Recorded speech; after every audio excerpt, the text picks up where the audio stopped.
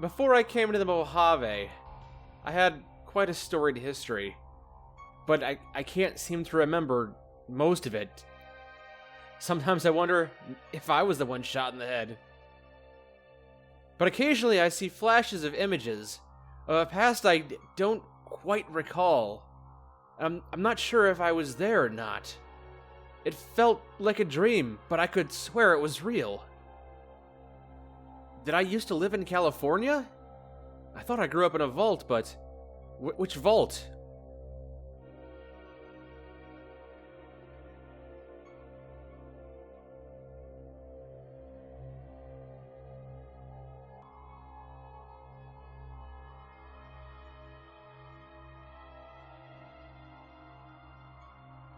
What do I remember? It's so hazy. Was it important? I don't know. If it were important, I'd remember, right?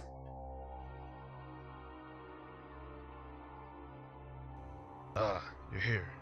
Good. Well, only good that you're here. We've got a problem. A big one.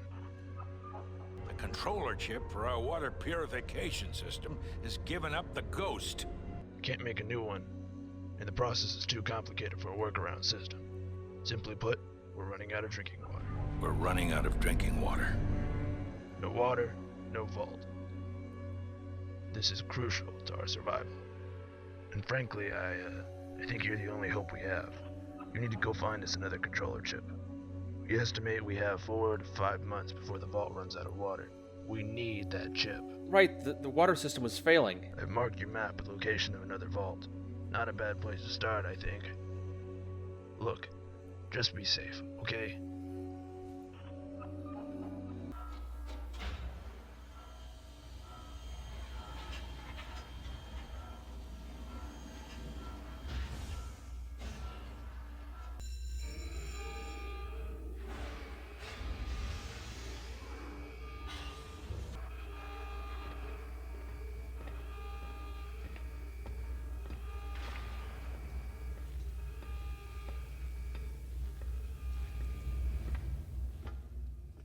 I remember the Overseer. Yeah, he kicked me out of the vault. The water purification system was failing. The parts couldn't be fixed. I needed to find a replacement part, or the entire vault would have died. And they sent me out on my own.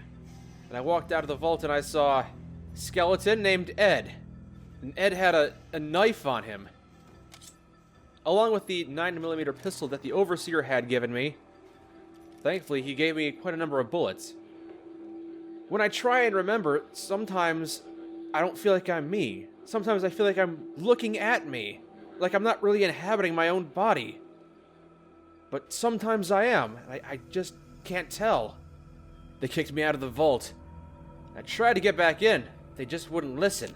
Sorry, but we can't let you back in right now. Technical problem. Try again later. I didn't buy their excuses. I didn't ask to be sent out on my own. But the door was too large to open manually, and they wouldn't let me back in until I had that ship. So I had to move forward into lands unknown. I remember I'd walked through the cave, encountering disgusting rat creatures. I tried to keep my distance from them, and I was successful sometimes. Other times not so much. They were very territorial creatures. No, I definitely did not start a fight with the rats. I wanted to save my ammunition. I was sure that my bullets were few and very precious. I made sure to not waste them.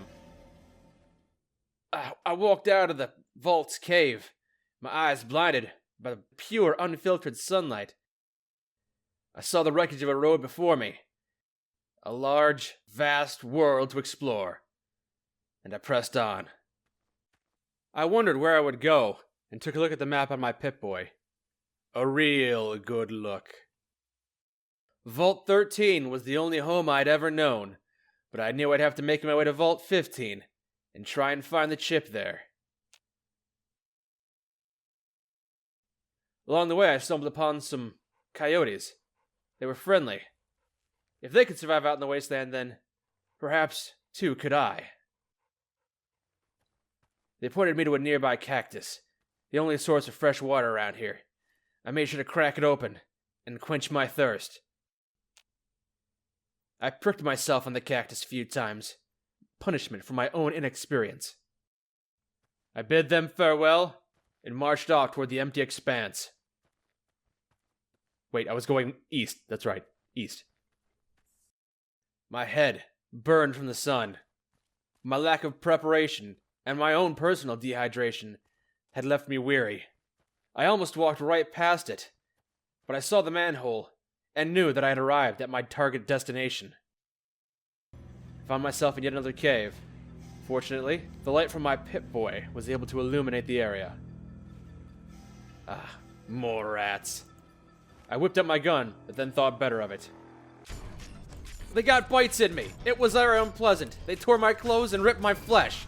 But I endeavored to survive. I opened the door and walked right in, no resistance. It was concerning and eerie. I walked in the front door and found even larger creatures. An unpleasant sight, considering I was expecting people. I swung my knife. I swung some more. My arm was tired, and my legs were bleeding. They had been ripped to shreds by the guards outside, and the ones inside were well rested. I whipped out a pistol and fired a few shots, depleting my stockpile of precious munitions. Desperation had begun to sink in. I kept my knife at the ready, expecting trouble around every corner. But the most disconcerting thing was that I could not find any person. No food. No half-consumed glasses of water. It was empty. Almost as empty as the desert was. I searched every desk and every drawer for any clue I could find. What happened to these people? Did they leave anything behind that I could use? The only thing I could find was an elevator shaft. Hollow, and not containing an elevator within. I thought I could climb down if I had the right materials. But alas, I did not have even a single strand of rope. I desperately peeked in every nook and cranny, checked every terminal, opened every desk, looked under every chair, and found nothing of value. My journey was a complete waste. My only respite was a small locker in a wall, containing medical supplies and a few stim packs. In addition, I found a bed, in which I rested overnight, hoping that my wounds would not fester during my slumber. In the morning, I woke to the smell of rotting corpses, which didn't smell all that bad from how the rats normally smelled. Still, there was nothing here for me, and I decided to leave. I returned through the cave with dread in my heart.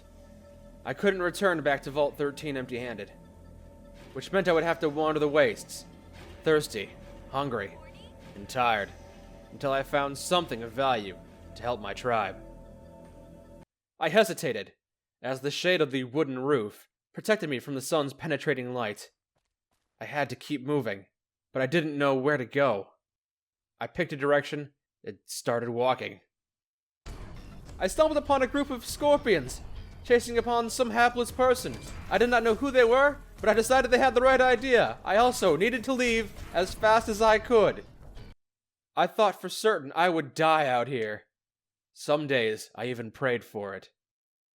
2 months later, or at least that's what it felt like, I stumbled upon something indicating people were nearby. I was cautious. I didn't know what to expect, but I was also desperate and willing to do anything. I had never killed a man before, and I hoped that today would not be the first. Greetings, I'm Petrox. I'm one of Garl's lead raiders. Who are you? The name Garl was unfamiliar to me, but hearing another person's voice was like listening to a symphony after being trapped in the desert for 2 months. They call me Survivor. I hope to make it my occupation, as well as my name. What are you doing here? As a raider, I get to travel to many parts of the wasteland. In my travels, I get supplies for the camp. What places have you been to? I've been to many places in the wasteland. The closest places that I've been to are Shady Sands and Junktown. Not much happens in these places, but they are always full of information and supplies. His last words were muffled, as I wasn't paying attention. I was too busy trying to commit those names to memory. Shady Sands, and Junktown. I needed to know more. Shady Sands is a fertile community.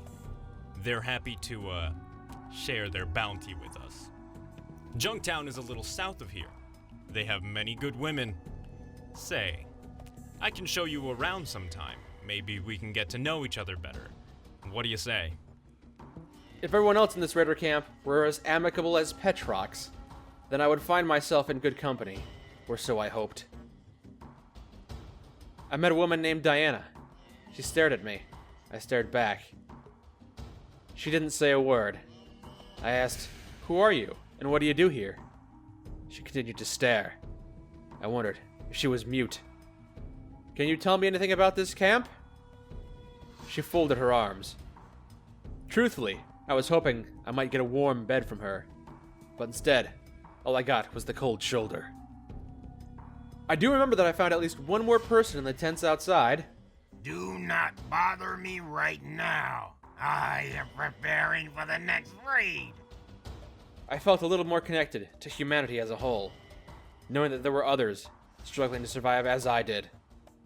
I learned about the existence of 2 other towns, but I had no idea where I could find them. There was nothing for me here. I found myself surrounded by scorpions and coyotes one night. They had snuck up on me while I was making camp. I ran away as quickly as I could because I didn't want any part of that shit. After many weeks scouring the desert for signs of life, I finally found a small settlement. I was hoping they could help me. Welcome to Shady Sands, stranger. Please holster that weapon while you're here. I complied immediately. After all, I'm not here to make enemies. I walked up to the man who had accosted me. His skin was burned, probably from being on guard duty all day. What can I do for you? I introduced myself and asked him where I was. Shady Sands is a peaceful community. We have our own irrigation system so we can grow our own food. If we weren't plagued with raiders and rad scorpions, we wouldn't have any problems. I found it ironic that my vault had no scorpions or vermin, yet we needed water badly. And here I was in a town that had plenty of water, and was plagued by such threats, the absence of which we had taken for granted our entire lives. Those damn rad scorpions have been after our Brahmin since we moved here. Not a week goes by that someone doesn't get poisoned trying to keep them out of the pens. The man continued to speak, while my mind raced. I had never seen a Brahmin before, and I was left grasping at what it could possibly look like. Raslo, our doctor, is looking for an antidote as quickly as he can. I doubted I could help the man, but I could sense his desperation. I stepped into the town. It was dirt on top of dirt, and dust atop dust. And yet, seeing a community filled me with hope. A man with a black jacket caught my eye. He was unlike the others. He stared at me. "Who are you, and what do you do?" He looked towards his shoulder plate, and I was able to guess. He was a guard for this town, which is why he's in the guardhouse. That all makes sense. He turned away, and again, I was by myself. I admit that the guardhouse, simple though it was, seemed like a utopia to me after so many months of desert. And yet I couldn't rest. I had work to do. I walked toward the pillar, the obelisk in the center of town. It tells stories to remind people of hope and peace.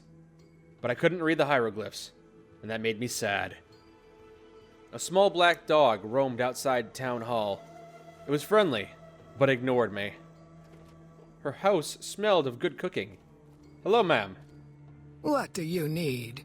I could have listed all manner of things that I needed, but I needed to get going. Bye. She was pleasant enough.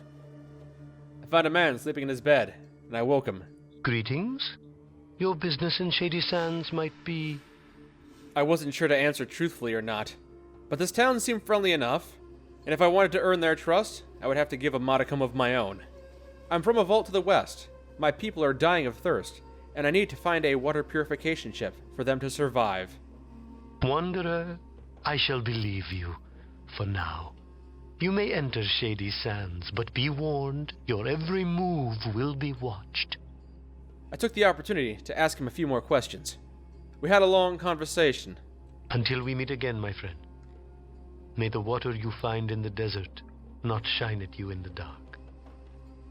Wise words, from who I can only assume to be a wise man. I entered the house that the guardsman had pointed me towards. I'm Razlo. Can I help you? I asked him what he knew about rad scorpions. They seem to be extremely large versions of North American emperor scorpions. Their poison has grown more potent, not diluted, as I would expect. Seth has been hunting them, which helps with some of my tests. And how such large creatures can even be possible by natural evolution, or even radiation-induced mutation, is beyond me. It was beyond us both, but I let him continue. They seem to be sensitive to light, nocturnal. If I could get a sample of their poison, especially the venom production sac in their tail, I could create an antivenom. And with that, he ended the conversation, almost as if he expected me to take action upon his words. I walked past him and into his bedroom and found his lover, Jarvis, on a dirty mattress. Hello, I'm sorry, but I'm not feeling too well right now. Please, if you can help find a way to find the red scorpions, talk to my brother, Seth. And with that, the poisoned man crawled back into his makeshift bed and tried to fall asleep on a pile of rusty springs and soiled cotton. I saw a woman in a yellow jacket walk through town. She strode with confidence and caught my eye. Hi. I heard there was a traveler in town, but I was kind of skeptical until I saw you. My name's Tandy. What's yours?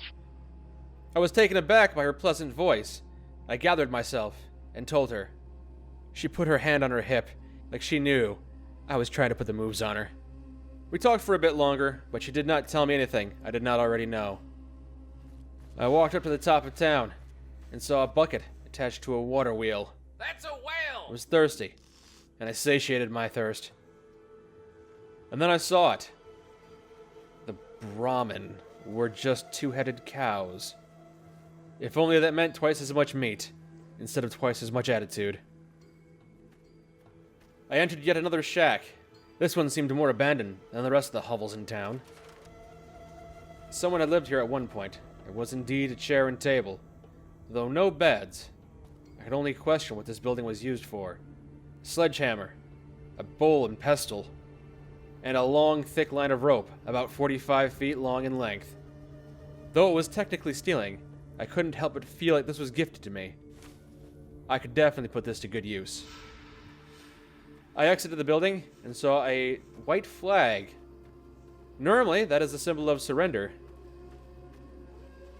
I didn't question it. It was not my decision to make. I had my own opinions on vexillology, but I would keep them to myself. This town was an oasis in the middle of hell. They gave me food and water for my journey outward. They even gave me a rope, even though they didn't know it. It weighed on my conscience how the town was plagued by rad scorpions.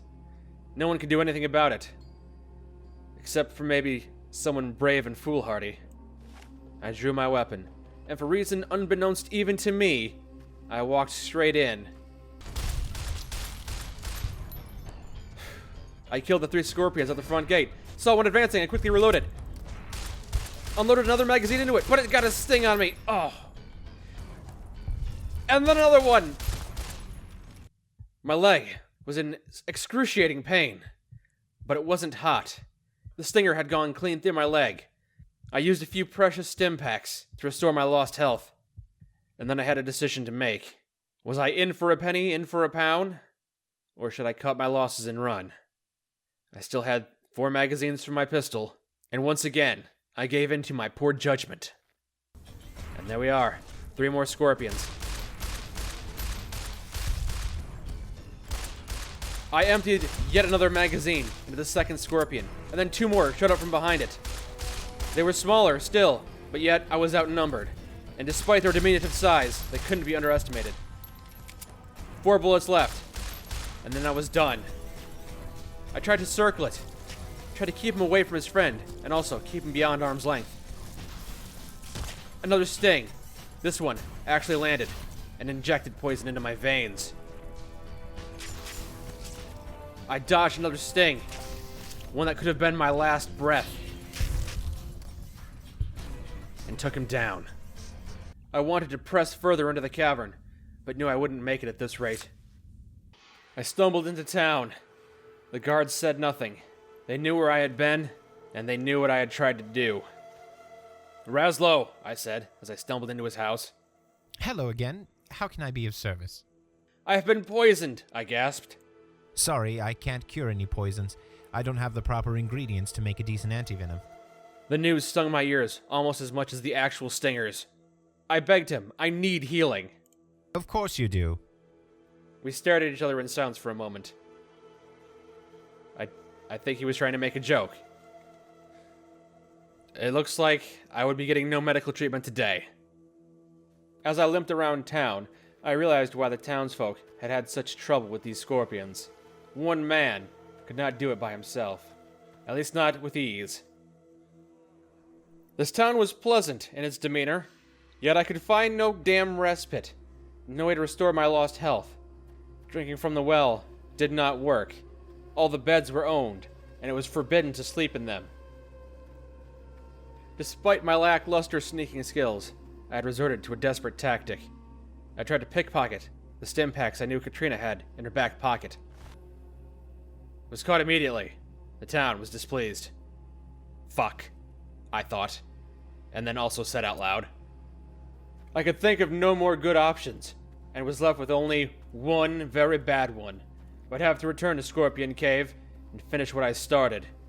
If I chose to rely on the knife, my death was assured. But luckily, I knew the location of a better weapon. In the shack where I had picked up the rope, I had also seen a sledgehammer. I waited for a scorpion to stray away from the group, where I could pick it off. But they were smart, and they waited for me to come to them. Except for one. This was a much better plan than trying to stab them. One was burrowed beneath the ground and had trouble getting out. He was stuck. He was dead. It was glitchy. Yep, that's definitely Fallout. The last scorpion and I duked it out, but he had turned the tables on me and was guarding the exit. One wrong move and I would be dead. I reached level 2 and put all of my points into survival. I also took the lady killer perk, simply because I like being a lady killer. I watched the scorpion glitch out a bit, and apparently I got level 3. I dumped it all into survival again, as I leveled up a third time. And with no better options, I selected the cannibal perk, so I could finally restore my lost health. However, to make use of this perk, I would need to eat not a scorpion, but a man. I wish I could say that I returned to the town with my head held high, but I was battered and bruised. I entered the town hall and told Aradesh of my success. You don't need to worry anymore, I assured him. I've destroyed the nest. He looked at me, and I think I almost saw a smile. The town expressed gratitude for what I had accomplished, but not enough gratitude. They refused to let me sleep in any of their beds, and left me to languish in their streets. I knew the only way to take care of myself would be to feast upon them. I crept up to Jarvis as he slept in the dirty mattress. Raslo was out of earshot. If I could do this quickly and cleanly, he could be my first victim. I let out a grunt that Raslo did not hear. Jarvis died instantly, and I began to feast. I felt no remorse. All I felt was the need to survive. And survival means doing what you have to do. Evening. Raslo was none the wiser. He could be my second course. This one was not as clean, but with no other witnesses around, no one would mind. He was a bit gamier than his friend, but still, food is food, and I couldn't afford to be picky. I put Raslo's corpse on top of Jarvis's. If anyone came to inspect, their first assumption would be that they just had amazing, mind-blowing sex. My time in Shady Sands had come to an end. I'd gathered all the supplies I could use, and invested more of myself than I had cared to give. It was in my best interests to leave before the corpses were discovered. I made my way back to Vault 15, rope in hand. Sadly, I was not the only one at Vault 15 that day. I lacked the ability to fight the scorpion properly, so instead I ran circles around it. I was faster than he, if only temporarily. The vault was as I had left it. Quiet. Not even the buzzing of flies lingered around the animal corpses. I made my way to the elevator in the back and deployed the rope. Descending to the next level, I immediately found more rats to deal with. I bashed their little skulls in, and then I bashed some more. As the floor fell silent, I resolved to start prodding again, hoping to find more medical supplies, or maybe even a water chip, the reason I came here. I entered a room, and it was fairly sterile. I saw a table. Yep, it's definitely a table. Looked to my right, and saw some ammunition on the ground, but it was the wrong caliber. I had no firearm to accompany it. Why are there so many goddamn calibers? I thought to myself. Why can't everything just be the same caliber?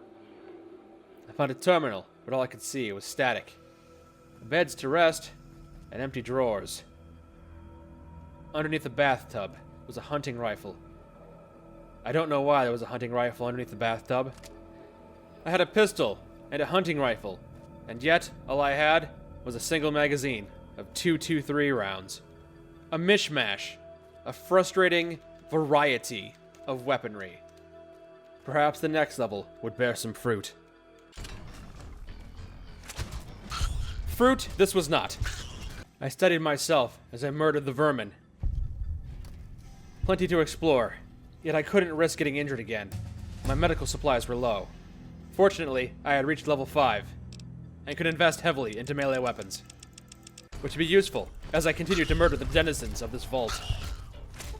I was injured, but I dared not to use my precious medical supplies. In this place, I could wait and rest in a bed. I found some ammunition I could actually use. Thank fucking Christ. I found several desiccated corpses. It looked like they had been victims of a collapse or a cave-in. I paid them little mind, though. I was focusing on my own survival. I found some explosives in a locker. Not sure why they were there, but I wouldn't look a gift horse in the mouth. I also found a 10mm submachine gun. I found another locker and took its contents. 40 more rounds of 44 Magnum ammo, which would be useful if I had any gun that used that caliber. I was getting angry. These computers were of no help. And the constant ammo was just a reminder of the stupidity of the old world. The decadence to have so many different kinds of incompatible ammunition. The thoughtlessness they didn't once care for the situation I might find myself in. As I headed toward the control center of the vault, I found bad news. Access was destroyed. I would not find my water chip here. After resting up, I left the cave once more, never to return. I wondered where to go next, and my mind drifted towards Shady Sands. I had no desire to return, but I had a bunch of ammunition and no guns with which to use them. Perhaps I could trade them for something useful. Oh yes, this fucking scorpion.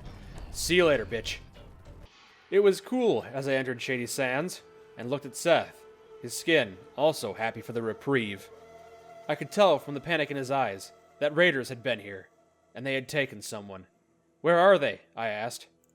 He couldn't speak. He was too frustrated, but he pointed at my PipBoy and told me where they were. Being ever the Samaritan, I wanted to help. It was a good cause, but I was low on supplies. I walked around town, and no one panicked. Either they hadn't found the bodies yet, or they didn't care that I had just murdered 2 citizens. Or maybe they couldn't pin it on me. I crossed paths with Aradesh, and he explained to me that the person that the raiders had taken was his daughter, Tandy. I asked, "Have you tried to save her?" He said nothing, but he had a forlorn look in his eyes. I could tell. He felt weak and couldn't do it. He handed me a spear. He wanted me to drive it straight through their heart. Okay, I'll check it out. As it turns out, the raiders that had taken Tandy were the same raiders that I had previously encountered in the desert. I decided it was time to return and pay them a visit. Ow, fuck, you serious? I entered the town, slightly injured. The journey here had been a bit treacherous, more than I was expecting. I peered in the tents and saw some of my old friends. Hopefully, they can help me settle this peacefully. Hello, I am Toya. Looks like you just wandered in from the desert. Who are you? I'm Survivor. What do you do? As a raider, I explore the lands in search of new supplies. There have been some towns which have been graced by our presence. Which means you steal from the people you visit. We never steal. We just take the extra that others have and redistribute it among our hungry people. It sounded like theft to me. That or communism. Neither which was particularly favored. You are starting to become annoying now. I think I will end that slight problem. I stood strong and called his bluff. He did not lash out, but I didn't dare make him mad a second time. I stopped by the quiet woman's shack and asked her, "Have you seen a woman named Tandy?" She stared at me blankly, which was her response for most questions. The woman had been rude and unhelpful, but I couldn't help but notice she was carrying a .44 Magnum. Murdering people with a sledgehammer was brutal, but efficient. A single swing, and they were done for good. I took her firearm and her ammunition. I also took her armor. It was pretty good armor. I felt a small twinge of remorse for murdering this woman, but technically she was a raider, and murdering her was in my right. Mother always told me, never turn your back on somebody wielding a sledgehammer. Nobody informed these folks.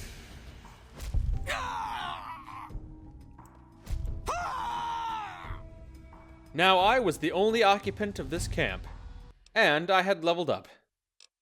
Garl was not at camp, but I knew he would return eventually. I needed to find the surprises I'd left for him. It was consolation for not being able to find and rescue Tandy herself. I suppose that job will fall to somebody else. I returned to the wasteland, but I had no idea where to go from here. The wasteland was large, the sands were vast, and I had no direction. Eventually, I found more evidence of human civilization, a scrap heap, cars piled upon cars, and a single solitary guard. I'm sorry, the gates are closed for the night. Come back in the morning. I tried to persuade him. "I'm sorry to disturb you, sir, but I would like to enter. You can see that I would cause no harm." Nice attempt. His commendation was appreciated. I understood he was just doing his job. I would come back in the morning.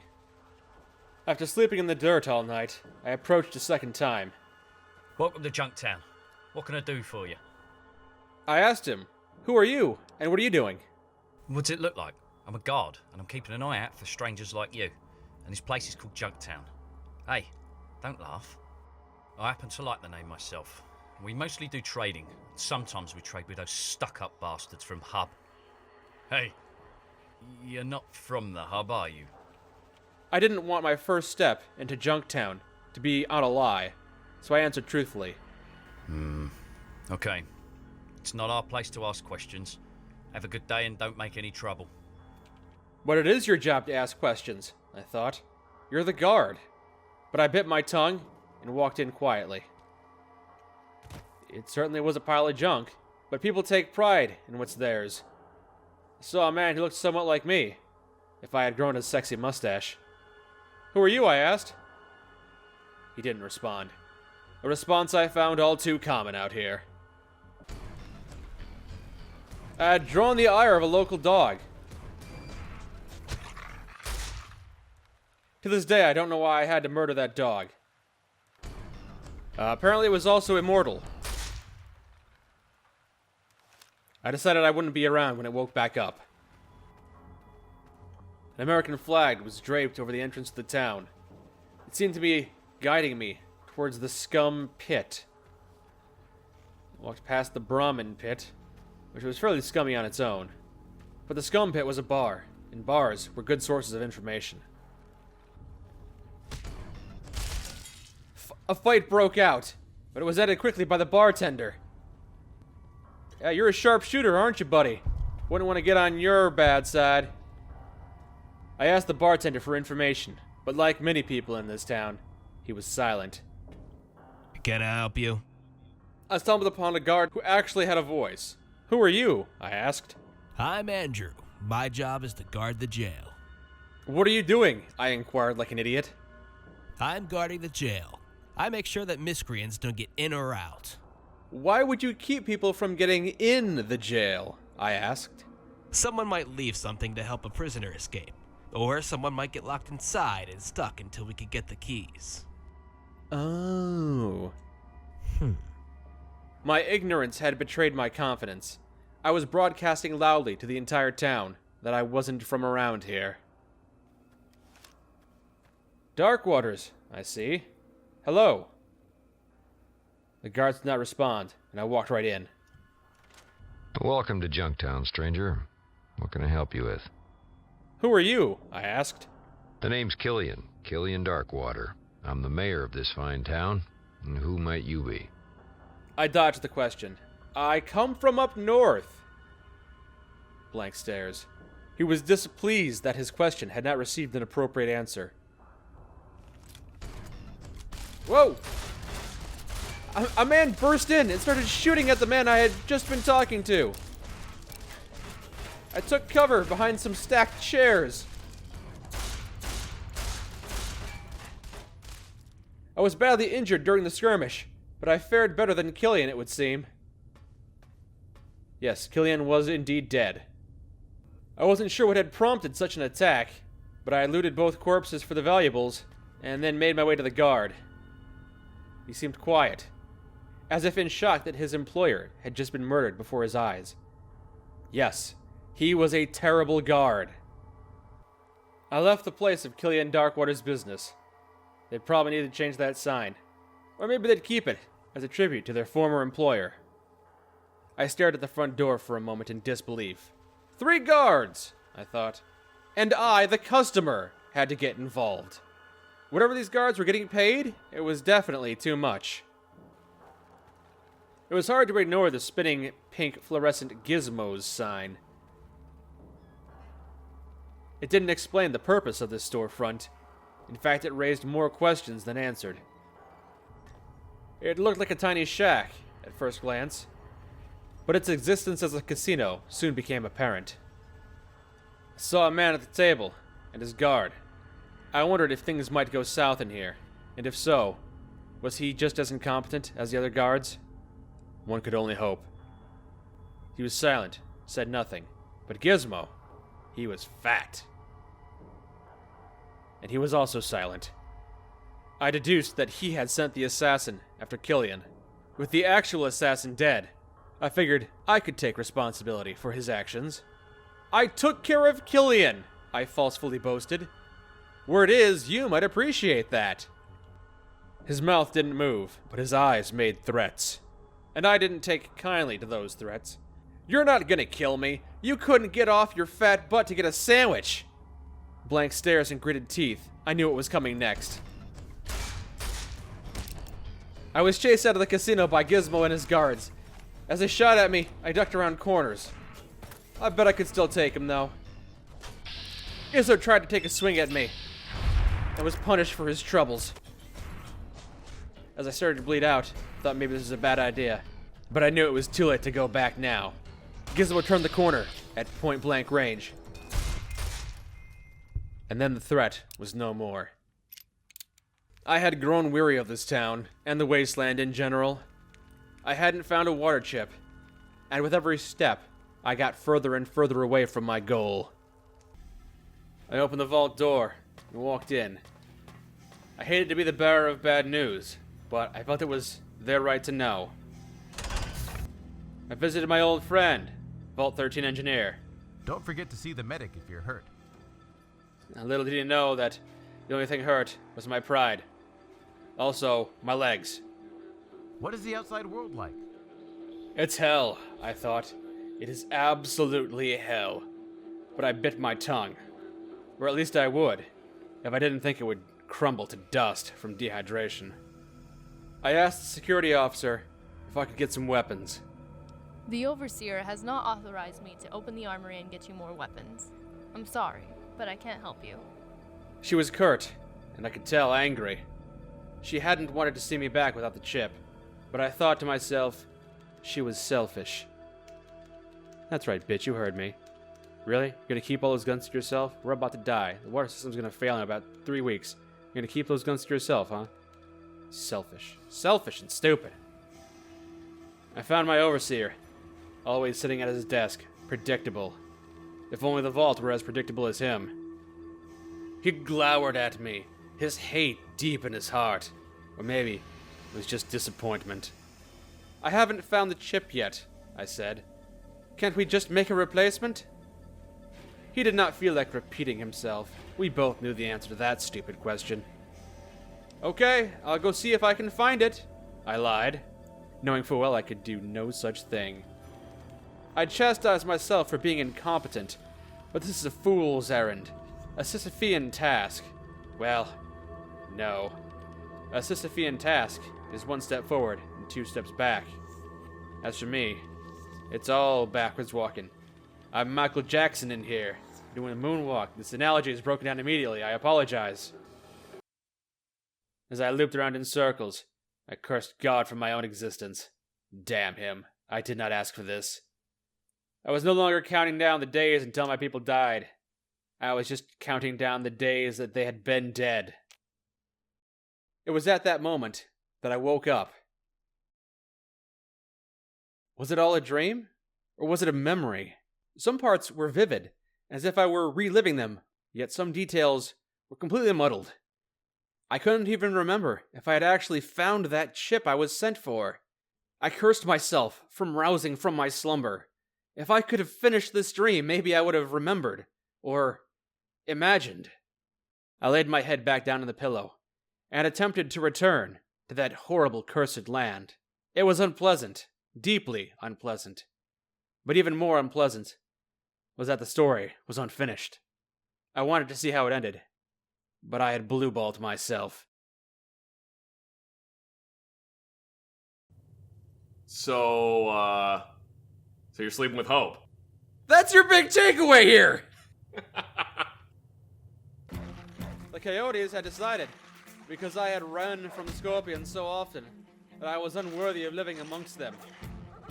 Instead of fighting the scorpions, their natural enemy, they chased me away, nipping at my heels as I left. I say nipping, but they really rent the flesh from my bones. It was extremely painful. Surprised it didn't bleed out.